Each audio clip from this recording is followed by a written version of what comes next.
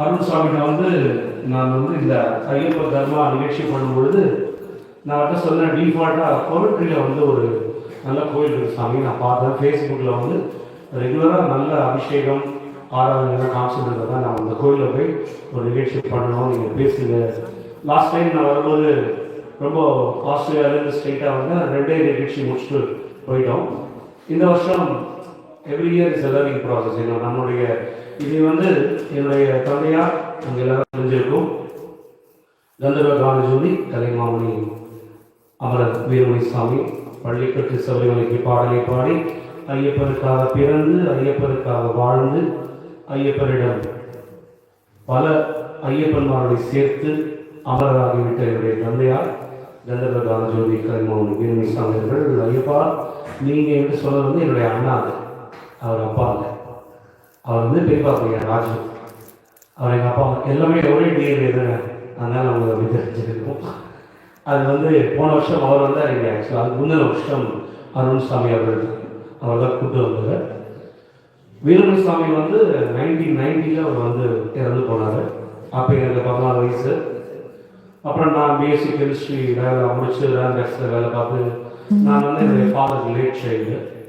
பிறகு அப்பா வந்து தான் எல்லாருக்குமே தெரிஞ்சிருக்கும். அப்பாவுக்கு முன்னாடி ஒரு பெரிய லெஜண்ட் இருக்காரு இல்லை, அவருக்கும் மகாபரிவாருக்கும் பெரிய கனெக்டிவிட்டி இருக்குது. அது யாருன்னா கவிக்குஞ்சர் பாரதி கோடீஸ்வரர். முதன்முறையாக கர்நாடக இசை உலகத்தில் தமிழ் இசையில் முருகன் மேல கந்த கானாமிருதம் 72 மேலகத்தாராக முதன்முறையாக கம்போஸ் பண்ணி பாடுறது வந்து என்னுடைய கொழுத்தாத்தா கோடீஸ்வரர். இன்னைக்கு எல்லா சங்கீதங்களும் அவருடைய தமிழ் பாடல்னா அவரை இல்லாமல் இவங்க பாடவே முடியாது. அந்த வகையில் தமிழ் இசையில் அவருடைய கோலட்சிவர் மகாபரிவா முன்னாடி தான் ஒரு மீனாட்சி அம்மன் பாட்டை வந்து கவிக்குஞ்சர் பாரதி கம்போஸ் பண்ணி பொற்றாமரை குளத்தில் பாடி மகாபரிவா முன்னாடி பாடி காமிச்சு. எங்கள் அப்பா எப்போ மகாபரிவா முன்னாடி பாடி எனக்கு இன்னும் ஞாபகம் இருக்குது. 6 வயசு எனக்கு காஞ்சிபுரத்தில். அப்போ மகாபரிவா வெளியே வந்து அப்பா கிட்ட சொல்கிறா, எங்கள் அப்பா பாடிட்டு இருக்கா இந்த காமாட்சி அம்மன் பாடலாம், வீடும் நிறுத்து, நீ வந்து இப்போ தாத்தா கவிக்குஞ்சர் பாரதி பாடின மீனாட்சி அம்மன் பாட்டு பாடு அப்படின்ட்டு ஆரம்பியில் வந்து அறிந்தறியாமல் செய்த பிழைகள் பொறுத்து எம்மை அப்படின்ற பாடல் வந்து எங்கள் அப்பா எப்பவும் பாடுவா. அதே மாதிரி முருகன் பேரில் பாடின கீர்த்தனை, அப்புறம் காமாட்சி அம்மன் பேரில் எங்கள் அப்பா பாடுது. இன்றைக்கி அதெல்லாம் பாட போகிறேன், ஏன்னா இட்ஸ் கிரேட் மெமரி. இது வந்து எப்படின்னா மகாபெரியார் வந்து இப்போ இங்கே மணிமண்டபம் கட்டுறா, அதில் நம்மளுடைய கான்ட்ரிபியூஷன் எல்லாம் இருக்கணும். இந்த கோயில் வந்து நிச்சயமாக மணிமண்டபம் கட்டுறது வந்து எல்லா இடத்துக்கும் உலகத்தை நான் சொல்கிறேன். இது உலகம் முழுக்க இது தெரிஞ்சு எல்லாரும் இங்கே வந்து கும்பிடட்டும். யூரோப்லேயும் சரி பக்கத்தில் இருக்கிற எல்லாரும் வந்து பார்க்கணும். அதோடு இல்லாமல் இந்த இவ்வளோ பெரிய நம்ம சிவபுரம் முத்துமாரியம்மனோட அஸ்வாரோட வாராகி, எனக்கு வந்து வாராகி வந்து ஒரு பெரிய பேர் கொடுத்துருக்கா சென்னையில். என்னென்னா முதல் முறையாக வாராகியோட போற்றியை நான் தான் யூடியூப்பில் பாடினேன். அந்த போற்றி வந்து பார்த்திங்கன்னா கிட்டத்தட்ட ஒரு 10 மில்லியன் வியூஸ் ஆகி எனக்கு வாராகி பக்தர்கள் கொடுத்தது. இதை பாருங்கள், எனக்கு இன்றைக்கி தான் மெசேஜ் வருது வாராகியில் பாட போனேன். ஜனவரி 4 மெட்ராஸில் வந்து எனக்கு ஆன்மீக வாராகி அமைச்சர்களுக்கு பட்டம் கொடுக்குறாங்க, அவார்டு கொடுக்குறாங்க. இது வந்து நமக்கு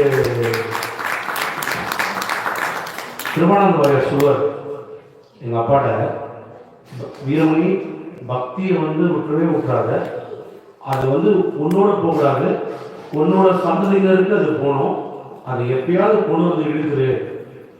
அப்போ எங்கள் அப்பா சொன்னார், சாமி என்னை பற்றி கவலை, நான் வந்துடுவேன், இப்போ என் பையன் தலையெடுத்து எனக்கு தெரியாது, அதெல்லாம் கண்டிப்பாக ஒரு கவலை. நான் வந்து எங்கள் அப்பா இருந்த பிறகு எங்கள் அம்மாவுக்கு பயம். ஏன்னா அப்பா சீர்காழி டிஎம்எஸ் ஒரு மிகப்பெரிய ஒரு சவாலான காலத்தை எங்கள் அப்பா பார்த்தாரு. எங்கள் அம்மாவுக்கு அந்த பயம், நான் மியூசிக்கில் பண்ணி எப்படி ஷைன் ஆகணும் மாட்டணும் அந்த பயம். நான் ரான்பேக்ஸில் வேலை பார்க்கும்போது வேலையோட ஒரு சந்தர்ப்பம் வந்தது. நான் முறையாக சங்கீதம் படித்தேன். எங்கள் அப்பா வந்து என்னை 5 வயசுலேயே முறையாக கர்நாடகா ஸ்பீடை விட்டு பக்காவாக என்னை ரெடி பண்ணி தான் வெளியே அமைச்சேன். அப்போ எங்கள் அம்மா கேட்டால் உன்னால் முடியும்னா நீ நான் கம்பல் பண்ணுறேன் அப்படின்னா. நான் ரான்பேக்ஸில் வேலை விட்டதுலேருந்து இன்னி வரைக்கும் ஒரு நாள் தான் ஏன் நான் வந்து இசையை ப்ரொஃபஷனாக எடுத்தேன் அப்படின்னு இந்த தெய்வங்கள் என்ன நிறைய பேர் கொடுக்கல. என்னன்னா பக்தி பாடல் வீணா போக மாட்டாங்கிறது நான் வேலையை தைரியமாக விட்டேன். விட்டுட்டு ஃபுல் டைம் ப்ரொஃபஷனாக இருக்காங்க. இப்போ சொல்ல மாட்டீங்க, கச்சேரி எனக்கு வெறும் சர்வீஸ் தான். ஒரு ஜஸ்ட் நம்ம வரோமா, ஒரு ஏர் டிக்கெட் கவர் பண்ணுறோமா, அவ்வளோதான். இது மூலமாக பணம் பண்ணுறது எங்களுக்கு எனக்கு கிடையவே கிடையாது. ஏன்னா கடவுள் ரெக்கார்டிங்கில் இன்றைக்கி யூடியூப்பில் கடவுள் பிடிச்சா இன்றைக்கி நம்ம சாம்ராஜ்யம் போட்டு உட்காந்துருக்கோம். பக்தி பாடல் அவ்வளோ பாடல்கள் வெளியிட்டு நீங்கள் யூடியூப்பில் போய்ட்டு வீரமணி கண்ணன் போட்டிங்கன்னா அவ்வளோ பாடல்கள் பாடியிருக்கோம். நீங்கள் அவ்வளோ ரீச் இருக்குது ஜனங்கள்கிட்ட. ஏன்னா பக்திக்கு எதுவுமே அழிவில்லை. அதனால தான் சொல்லுவேன், if you born as a Hindu, live as a Hindu and die as a Hindu. No God will take you in the middle. இந்துவாக பிறந்தால் இந்த ஜென்மத்தில் கடவுள்கிட்ட சரணாகதி அடைஞ்சி இந்துவா சோதனைகள் வரும், அது அப்படியே சாதனையாக மாறும். கர்ம நிலை நம்ம அனுபவிச்சுட்டாங்க நம்ம வாழ்க்கையில். தெய்வம் நம்மளை கை விட்டுறாருங்க. ஒரு தெய்வமாக இருக்கு பாருங்க, சுற்றி பிள்ளையார் கொடுங்க. கேலண்டர் எடுங்க. 1 ஜனவரி வைகுண்ட ஏகாதசி, ஆருத்ரா தரிசனம், மகர சங்கராந்தி, தைப்பூசம், சிவராத்திரி, பங்குனி உத்திரம், சித்ரா பௌர்ணமி. வாய் வலிக்கணும். எது நமக்கு குறைஞ்ச லைஃப்? எந்த தெய்வம் நம்மளை கைவிட்டும்? சத்தியமா தெய்வம் நம்ம கைவிடும். அதுதான் கடவுள்னு பேர். கடவுள்னு பேர். இவ்வளோ பெரிய சனாதன தர்மம் ஒரு ஜாதி மத இதெல்லாம் ஐயப்பன் வழிபாடு ஒன்று போதுங்க. எவ்வளோ பெரிய பெருசுக்காக இருந்தாலும் எவ்வளோ பெரிய மலையிட்டு தான் வரணும். அங்கே எல்லாரும் ஒன்று தான். அதே மாதிரி தான் மாரியம்மன் கோயிலையும் கோடீஸ்வரா இருந்தாலும் கூழ் குடிச்சுதான் ஆகணும், ஏழையானாலும் கூழ் குடிச்சுதான். வேறுபாடே கிடையாது. பெரியவா ஒரு சின்ன விஷயம், நான் இது ஆரம்பிக்கிறோட இந்த விஷயம் சொன்னோம். லௌகீகத்தில் வாழ்க்கையில் மெட்டீரியலிஸ்டிக் ஆசைப்படாம சிற்றின்பம் பேரின்பம் என்பதை மகாபெரிவா நிதர்சனமாக ப்ரூவ் பண்ணா. இவா எல்லாருக்குமே தெரிஞ்சிடும். மகாபெரிவா குழந்தைகள் எல்லாரும் காஞ்சிபுரத்தில் மகாபெரிவாவுக்கு ஒரு பக்தர் இருக்கார். அவர் டெய்லி காய்கறி கொடுப்பாரு. மகாபெரிவா பெரிய பக்தர். அவர் பெரியவாளுக்கு ஒரு நாள் கீரை கொடுத்தார். பெரியவாக்கு பாலுன்னு ஒரு அசிஸ்டன்ட் இருக்கா. பாலு, நீங்கள் சமையலில் சேர்த்துடுறா அப்படின்னு சொல்லி கீரை சாப்பிட்டேன். அவனு டெய்லி கொண்டு கொடுத்தான். 4 நாள் கொடுத்தான். 5ஆவது நாள் அவன் வரல. பெரியவா திரும்பி எல்லாரும் இன்னைக்கு அவன் வரலையா, கீரை இல்லையா அப்படின்னு பெரியவா கிட்ட கேட்டுட்டு தன் ரியலிஸ்ட் ஐயோ நம்ம சன்னியாசி நம்ம நாக்கு கீரையை தேட ஆரம்பிச்சுட்டு தப்பாச்சுன்னு சொல்லிட்டு கதவை சாப்பிட்டு 24 நாள் தபஸ் பண்ணேன். இப்போ எல்லாருக்கும் பயம். ஐயோ என்ன ஆச்சு சுவாமிக்கு, உள்ளே போயிட்டாரு, வரவே இல்லைனாங்க. அப்புறம் வெளியே சொல்கிறாரு, நான் சன்னியாசி, எனக்கு ஆசாபாசமே இருக்கக்கூடாது.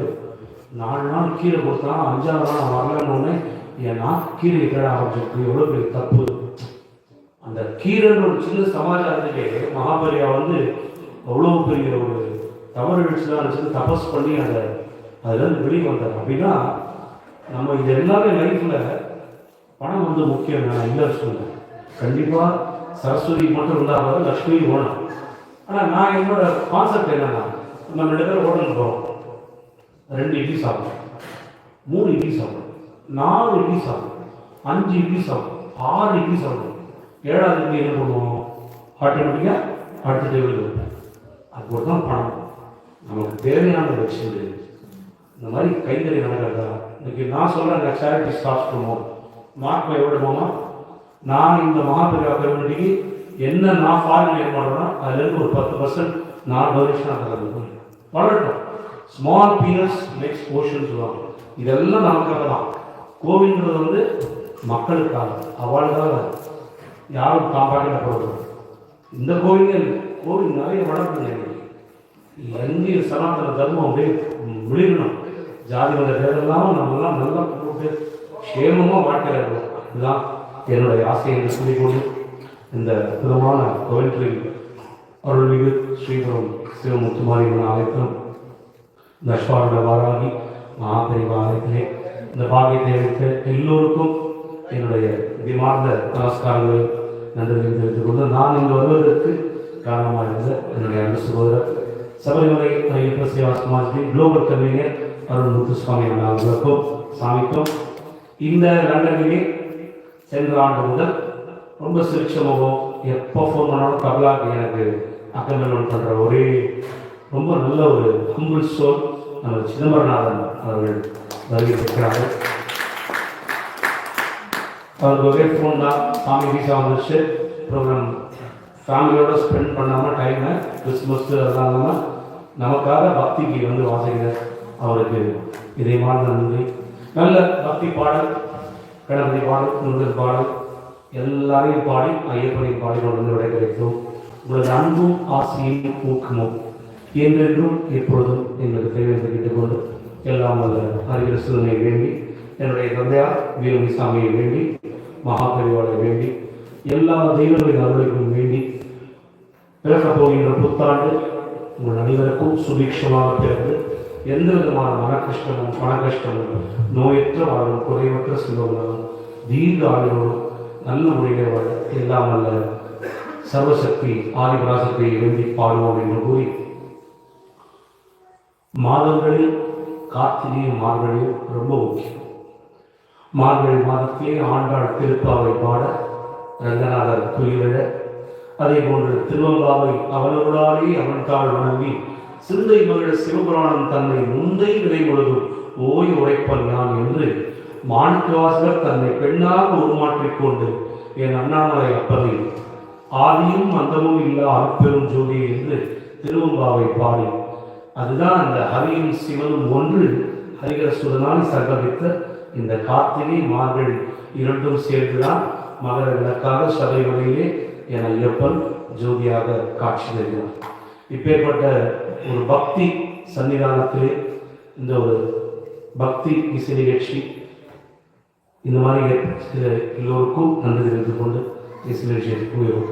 சுவாமியே சரணம். எல்லா பாடலையும் கூட பாடுங்க, வெக்கப்பட வேண்டாம். உங்களுக்கு தெரிந்த பாடல் தான்.